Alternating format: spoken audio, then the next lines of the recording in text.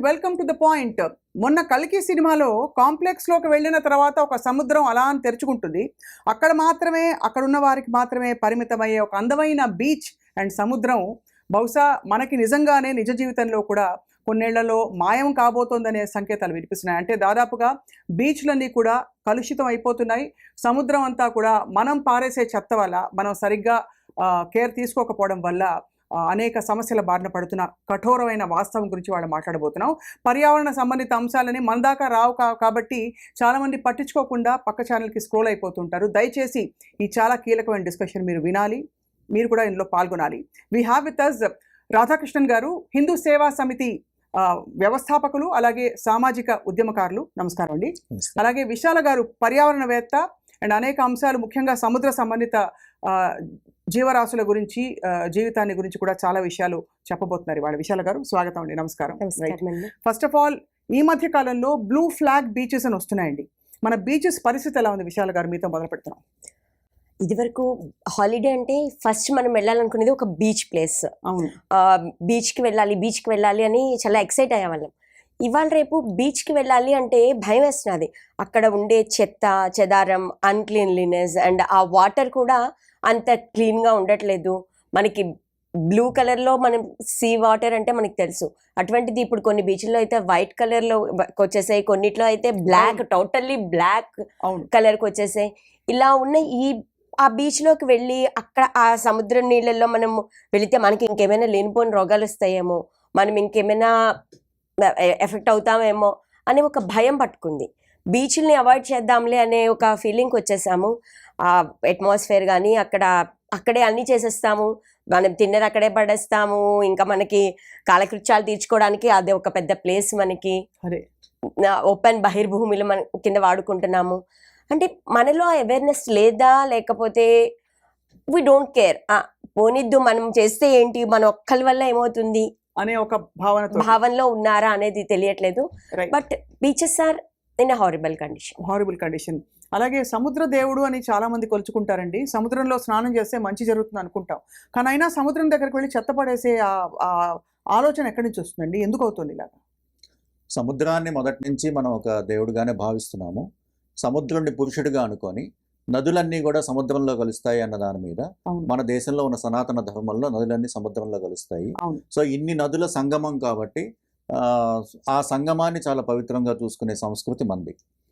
అక్కడ స్నానం చేస్తే వీటిలో స్నానం చేసిన పుణ్యం వస్తుందని ఇలాంటివి మనం చూస్తూ ఉంటాం. ఇందాక మనం అనుకున్నట్టు సముద్రంలో కాళ్ళు తడిసినా కూడా చాలు అని, సముద్రపు బీచ్లో శ్రీరామ అని రాస్తే సముద్రుడు అక్కడ దాకా వస్తాడో అని కొన్ని సెంటిమెంట్స్ మన దేశంలో చాలా ఉన్నాయి. అది ప్రాక్టికల్గా కూడా చూస్తుంటాం. కానీ ఇవన్నీ కూడా ఎందుకు కనుమరుగవుతున్నాయి అన్నది కనుక ఆలోచించినట్టయితే, ఇప్పుడు మనం అనుకుంటున్న బ్లూ ఫ్లాగ్ బీచెస్ ఏవైతే ఉన్నాయో ఇది చాలా గొప్ప కాన్సెప్ట్. ఇది మన దేశంలో మొదలు కాకపోయినా యూరోప్లో కూడా మొదలైంది. నెమ్మదిగా విశ్వవ్యాప్తంగా అది వస్తుంది. దాని ఉద్దేశం ఏంటంటే, అంటే మన సముద్ర బీచ్ల్ని ఇప్పుడు కొంచెం మోడర్న్గా టూరిజం కింద చూస్తున్నాం. ఒకప్పుడు టూరిజం కింద చూసే సంస్కృతి కాదు మంది. మన కేవలం ఆధ్యాత్మికంగా సముద్ర స్నానాలకు వెళ్ళేవాళ్ళం అంతే. ఈ మధ్య టూరిజం అని వాటిని వెళ్తున్నాం తప్ప మొదటి నుంచి ఆధ్యాత్మికంగా చూసుకునే అలవాటే మన దేశానికి ఉంది.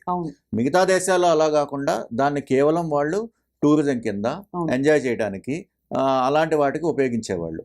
అందుకని వాళ్ళకి కొంచెం క్లీనింగ్ మీద దాని మీద శ్రద్ధ ఎక్కువ ఉండేది. ప్లస్ ఇంకోటి, ఆ దేశాల్లో జనాభా తక్కువ ఉంటుంది.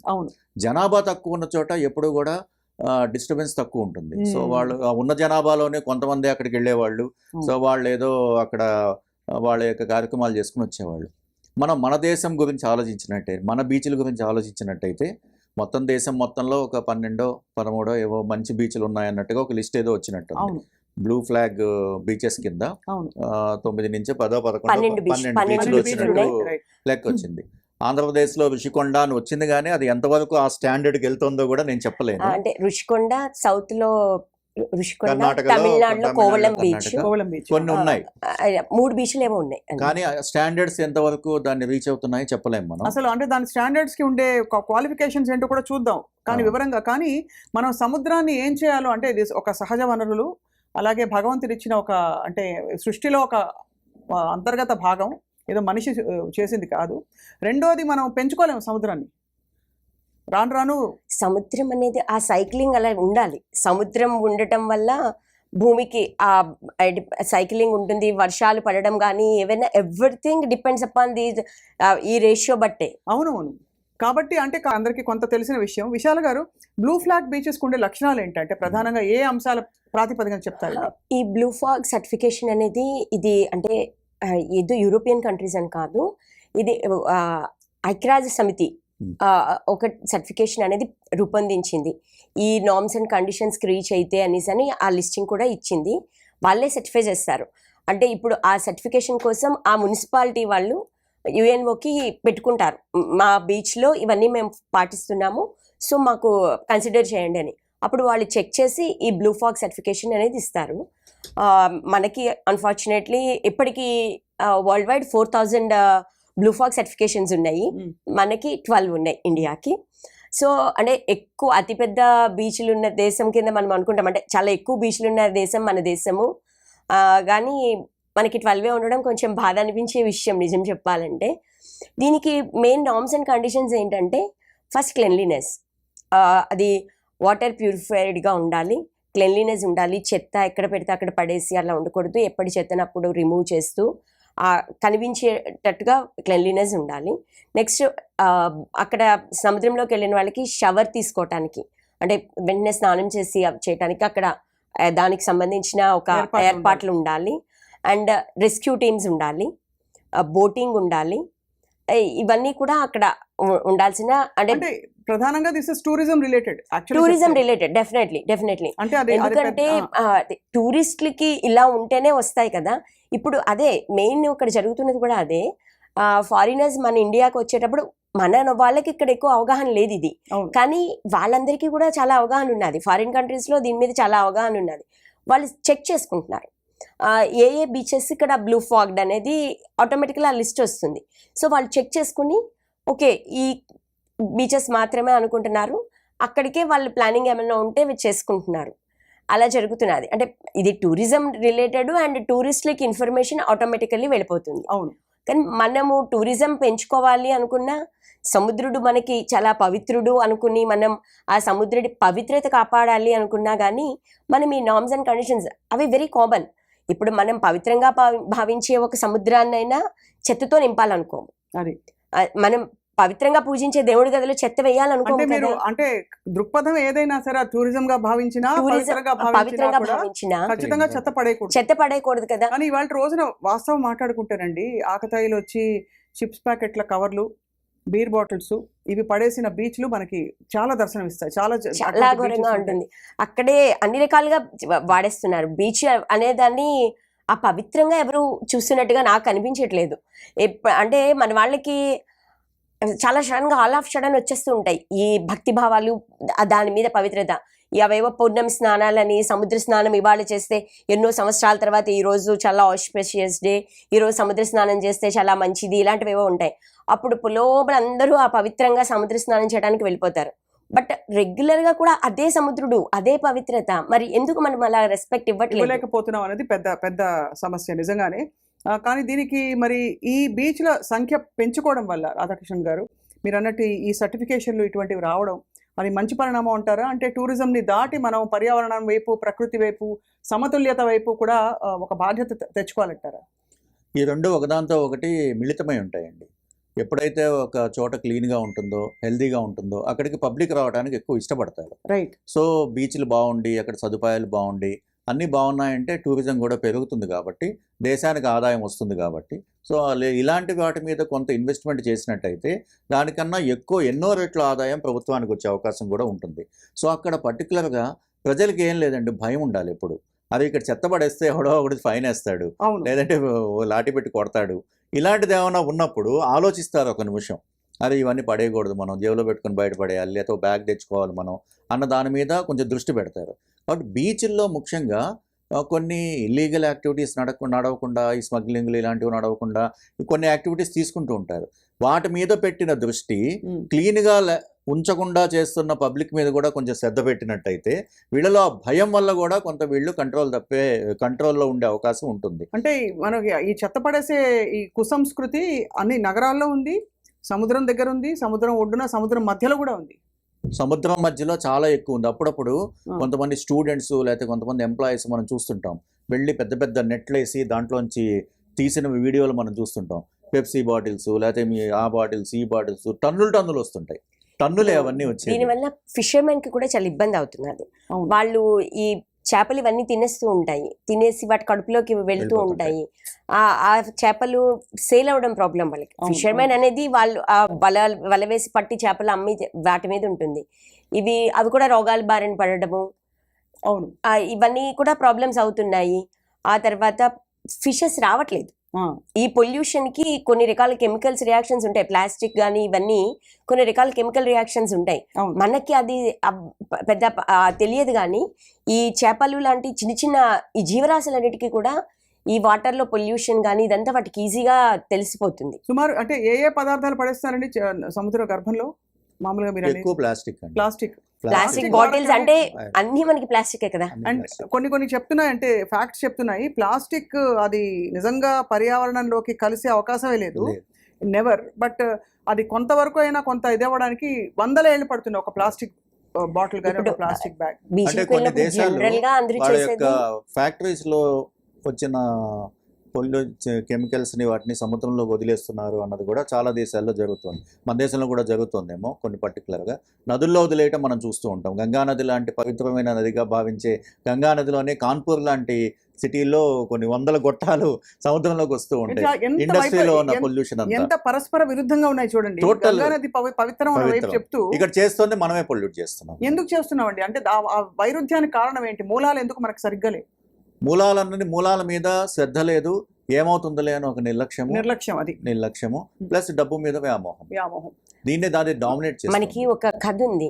రాజుగారు అందరినీ అభిషేకానికి పాలు తీసుకురమ్మంటే అందరూ ఒక్కొక్క చెంబుడు పాలు తీసుకెళ్తారు. అయిపోతుంది, అది నిండిపోయిన తర్వాత చూస్తే మొత్తం నీళ్లే ఉంటాయి. ఏంటి అన్ని నీళ్ళే ఎలా వచ్చాయి? పాలు కదా చెప్పామంటే ప్రజలు అనుకుంటారు నేను ఒక్క చెంబుడు నీళ్లు పోస్తే ఏమవుతుందిలే, అందరూ పాలు పోస్తారు కదా అనుకుని అందరూ నీళ్ళే పట్టుకెళ్ళి పోసారు. సో మొత్తం కుండంతా నీళ్ళే నిండే. అలా ఉంది మన పరిస్థితి ప్రస్తుతం. అందరూ మనం ఒక్కళ్ళు చేసేస్తే అయిపోతుందా? ఇప్పుడు క్లెన్లీనెస్ చేయమని అడిగినా గానీ ఈ వితండమే. నేను ఒక్కడిని ఇప్పుడు వేయడం మానేస్తే అయిపోతుందా మేడం? మిగతా 100 మంది ఇక్కడ ఉన్నారు, ఈ 100 మందిని ఆపగలరా? నేను ఒక్కడిని మానేస్తే అయిపోతుందా?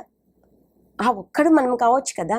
అది భయం ఉండాలండి. భయం లేదు, భక్తి లేదు. సీసీ కెమెరా లాంటివి పెట్టి బయటకు వెళ్ళిన వెంటనే నువ్వు ఇలా చేసావని పట్టుకొని ఆ సంఘటనలు కొన్ని జరుగుతూ ఉంటే, లేదంటే అక్కడ కొన్ని పెట్రోలింగ్ టీములు తిరుగుతూ క్యాచ్ చేయగలిగితే కొంతకాలానికి మళ్ళీ చేయడం. ఇప్పుడు ఎవరైతే చేశాడో నెక్స్ట్ టైం కనీసం చేయకుండా ఉంటాడు.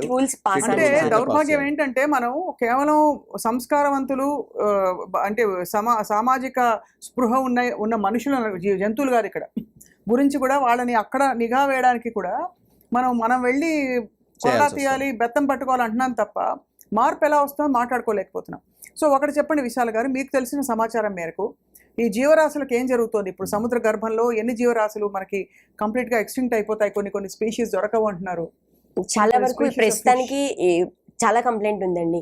ఈ చేపలు ఒడ్డుకి రావడం కూడా తగ్గిపోయి, అంటే వీళ్ళు చాలా లోపలికి వెళ్ళి అంటే ఇది వరకు వెళ్లే కంట ఇంకా ఎక్కువ దూరం వెళ్ళి ఫిషర్మెన్ ఫిషింగ్ చేయాల్సి వస్తున్నది.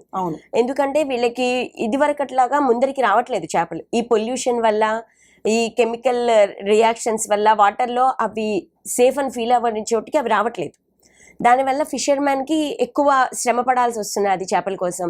కొన్నిసార్లు మనం చూస్తూ ఉంటాం కొన్ని చేపలు ఈ కెమికల్ రియాక్షన్స్, ఈ పొల్యూషన్ వదిలేసినప్పుడు అప్పుడు మనకి అంటే టీవీలో వాటిలో చూపిస్తూ ఉంటారు, బట్ మనం ఆ టైంలో వాటి మీద పెద్ద కాన్సన్ట్రేట్ చేయట్లేదు. చచ్చిపోయిన చేపలు కొట్టుకుని రావటము, చచ్చిపోయి తిమ్మంగిలాలు రావటము, ఇలాంటివి చాలా జరుగుతూ ఉంటాయి. అంటే కొన్ని అంటే ఇక్కడ దొరకని జాతులు కూడా మన వైజాగ్ బీచ్ తీసుకోండి, ఇంకో మన ఆంధ్ర, తెలంగాణ, మన తమిళనాడు బీచ్లు తీసుకోండి, అక్కడికి వచ్చేస్తున్నాయి. అవి కూడా ఏంటంటే ఆరోగ్యం బాగాలేని పరిస్థితుల్లోనో అంటే సర్వైవ్ కాలేని పరిస్థితుల్లోనో వస్తున్నాయి. అవి ఇక్కడికి ఎలా వస్తున్నాయి? ఎందుకంటే మన స్పేషియస్ కావవి. అవును, అవి ఎక్కడో సముద్రం మధ్యలో ఉండేవి, కానీ అంటే ఆరోగ్యం పాడైపోతున్నది. ఈ వాటర్లో ఉండే పొల్యూషన్ కడుపులోకి ఏదో వెళ్ళిపోతుంది. చాలా వరకు ఈ ప్లాస్టిక్ బాటిల్సే ఉంటున్నాయి. ఇప్పుడు బీచ్కి వెళ్ళారు అంటే జనరల్గా మనము ఖచ్చితంగా ఒక పెప్సీవో కోకోలావో ఏదో ఒకటి తీసుకెళ్తాం. కూల్ డ్రింక్ అనేది ఓ పెట్ బాటిల్స్ ఇవి తీసుకెళ్తాము. అవి తాగటం, అవి అక్కడ విసిరేయటం. ఈ బాటిల్స్ లోపలికి వెళ్ళిన దానికి అది డైజెస్ట్ అవ్వదు, కడుపంతా నిండిపోయిన ఫీలింగ్ ఉంటుంది. సో అది దాన్ని ఎలా బయటికి తీసుకోగలుగుతుంది? అసలు వింటేనే అసలు చాలా దుర్మార్గంగా అనిపిస్తోంది. కానీ ఇక్కడ ఒక ప్రశ్న అడగాలండి. ఇప్పుడు ఈ బ్లూ ఫ్లాగ్ బీచెస్ అని పెట్టడం ద్వారా మనం టూరిజంని మరింత పెంపొందించి మనుషులకు కావాల్సిన వసతి సౌకర్యాలు ఏర్పాటు చేయడం అన్నది అది మరింత ఈ ఆధునీకరణకి దారి వేసి సహజంగా ఉండే సహజ సంపదని మనం కోల్పోతామా అనేది ఒక ప్రశ్న. రాధాకృష్ణ గారు, ఇది పాయింటా కదా? పాయింటే, కానీ చాలా దేశాల్లో కేవలం బీచ్ల మీద ఆధారపడి ఆదాయం సంపాదిస్తున్న దేశాలు ప్రపంచంలో చాలా ఉన్నాయి. వాళ్ళకి అవసరం కేవలం ఒక చాలా 40-50 బీచ్లు ఉంటాయి అక్కడ. ఆ టూరిజం డిపార్ట్మెంట్ వాళ్ళు కూడా వాళ్ళు ఒక ఆ ప్యాకేజీలో ఒక 10 బీచ్లు చూపిస్తారు అంతే. అవి వాళ్ళు మెయింటైన్ చేస్తారు. అక్కడ ఈ రూల్స్ అన్ని మెయింటైన్ అవుతుంటాయి. దాన్ని ఒక అద్భుతమైన ఏదో ఎక్కడో ప్రదేశానికి వచ్చామన్న ఫీలింగ్ కలగజేసి వచ్చిన వాళ్ళు సాటిస్ఫాక్షన్తో ఇంకోళ్ళు చెప్తారు నేను అక్కడికి వెళ్ళా చాలా బాగుంది అని. సో ఇంకోళ్ళు వెళ్తూ ఉంటారు. దాన్ని మెయింటైన్ చేయడం అనేది కష్టసాధ్యం అయితే ఏమీ కాదు. చెయ్యొచ్చు, చేయాలనుకుంటే చేయొచ్చు. సహజత్వానికి తేడా రాకుండా కూడా చేయొచ్చు. ప్రకృతి ఏదైతే సహజంగా ఉంటుందో దాని నుంచి తేడా రాకుండా కూడా చేయొచ్చు. ఇంకోటి మేడం చెప్పినట్టు ఈ కెమికల్స్ లేకపోతే బాటిల్స్ ఇవన్నీ తిన్న చేపలు ఏవైతే ఉన్నాయి, చేపలు అవ్వచ్చు, ఇంకోటి అవ్వచ్చు. ఈ జంతుజాలం ఎలా ఉంటాయంటే ఒక జీవిని ఇంకో జీవి తిని బతికే ఇది ఉంటుంది అక్కడ. అడవుల్లో అయినా సముద్రంలో అయినా ఎక్కడైనా సరే ప్రకృతి నియమం అది. ఒకళ్ళనొకళ్ళు ఒక దేవుడు ఒకటి సృష్టించాడంటే దానికి ఆహారంగా ఇంకో దాన్ని సృష్టించి పెడతాడు. దాన్ని తిని దానికి ఇంకోటేదో ఆహారం సృష్టించి పెడతాడు. ఇలా తిన్నప్పుడు ఈ సిక్ అయిన వాటిని ఇంకోటి తిని ఈ కడుపులో విషం పెట్టుకున్న చేపని ఇంకోటేదో తిందనుకోండి, అవి సిక్ అయిపోయి ఆవిడన్నట్టు అవన్నీ కొట్టుకొస్తున్నాయి. వాటి వల్ల లోపల అంతర్గతంగా సముద్రం పొల్యూట్ అయిపోతుంది. And at the same time ఈ చేపల్ని మనం కూడా తింటాం కదా. తింటాం. మొత్తం ఇప్పుడు బ్లూ ఫ్లాగ్ బీచెస్ ఎన్ని ఉన్నాయండి దేశవ్యాప్తంగా? 12 ఉన్నాయని చెప్పి. 12 ఉన్నాయి. అసలు బీచ్లు ఎన్ని ఉంటాయి మనకి? ఎందుకంటే సముద్ర తీరం ఇంత చూసి, సముద్ర తీరం అంటే మనకి కొన్ని వేల బీచ్లు ఉన్నాయి. చిన్న గ్రామాల దగ్గర నుంచి తీసుకుంటే అంటే అన్డెవలప్డ్ అంటే జస్ట్ ఫిషర్మెన్ విలేజెస్ లాగా ఉండేవి. అంటే అక్కడ వాటర్ ప్యూరిఫైడ్ ఉంటుంది, ఫెసిలిటీస్ ఉండకపోవచ్చు, బట్ వాటర్ అయితే వెరీ మచ్. నేను అడాప్ట్ చేసుకున్న విలేజ్ తిప్పలవలస అని ఫిషర్మెన్ విలేజే. ఆ విలేజ్ వాటర్ బ్యూటిఫుల్ గా ఉంటుంది. మా ఫ్రెండ్స్ తో మేము వెళ్తే అక్కడ ఆ వాటర్ చూస్తే వాళ్ళు అసలు మర్చిపోతారనమాట. అబ్బా ఎంత బాగుంది అని అక్కడ గెంతుతుంటారు. సో ఆ బీచ్లు చాలా నీట్గా ఉంటాయి. కాబట్టి ఫెసిలిటీస్ ఉండవు అక్కడ. నాకు భయం వేస్తుంటుంది ఫ్రాంక్గా చెప్పాలంటే. ఇలాంటి ఒక మంచి బీచ్ ఉంది అని మనం నలుగురికి చెప్పి చేయొచ్చు, వాళ్ళకి కూడా ఇన్కమ్ పెరుగుతుంది. ఎవరైనా వస్తూ ఉంటే అక్కడ ఏవో స్టాల్ పెట్టుకోవచ్చు, చేయొచ్చు. కానీ నాకు భయం వేస్తుంది మనం వీళ్ళని ఎక్కువ చెప్పి ఈ బీచ్ ఉంది అని చెప్తే ఇక్కడ మళ్ళీ మొదలు. అదే అడుగుతున్నాను. అందుకే టూరిజం పెంచడం వల్ల, బీచ్ టూరిజం పెంచితే అవగాహనతో పెంచితే తప్పలేదు. అవగాహన లేకుండా ఇదే కండిషన్ లో మనం అవగాహన, నిఘా, నియమ నిబంధనలు ఇవన్నీ పెట్టి పెంచాలి. అసలు నాకు అర్థం కాదండి, అవగాహన లేకపోవడం ఏంటి? మనం ఏమైనా చిన్న పిల్లలమా? అదే అంటున్నాం. అదే మనకి అంటే ఆ పరిస్థితి ఇంకా ఎవరో వచ్చి మనకి చెప్పే కండిషన్ లో మనం ఉన్నామా? అంటే చెత్త పడేస్తున్నప్పుడు మన ఇంట్లో మనం చెత్త వేసుకుంటామా అనే ఆలోచన కూడా వాళ్ళకి రావట్లేదు, పడేసే వాళ్ళకి. అందుకే అక్కడ చెత్త పడేసేటప్పుడు ఇది మంది కాదు, ఎవరో ఒకళ్ళు తీయడం మన పని కాదు. ఇంత పెద్ద సముద్రం ఒడ్డున నేను ఒక చెత్త పడేస్తే మీరు కొన్ని రీల్స్ చూడండి. ఈ ఫారిన్ కంట్రీస్ వాళ్ళు చేసే రీల్స్, బీచ్ రీల్స్ ఉంటాయి.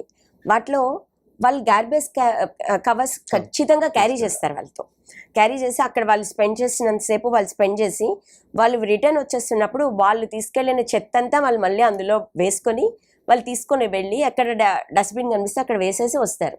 మన వాళ్ళలో ఎంతమందికి ఉందండి అది? అంటే ఇందాక మీరు విషయం అన్నారు, చదువుకున్న వాళ్ళు, సంస్కారం ఉన్నవాళ్ళు వీళ్ళేలా. అసలు ఆ బీచ్లకి వెళ్ళేది వీళ్ళే. చదువు రాని వాడు, పల్లెటూరులో వ్యవసాయం చేసుకునే వాళ్ళు, వీళ్ళెవరు బీచ్లకు పోరు. ఎవరు వెళ్తున్నారు? బాగా చదువుకున్న వాళ్ళు, డబ్బులు ఉన్న వాళ్ళు తిరుగు.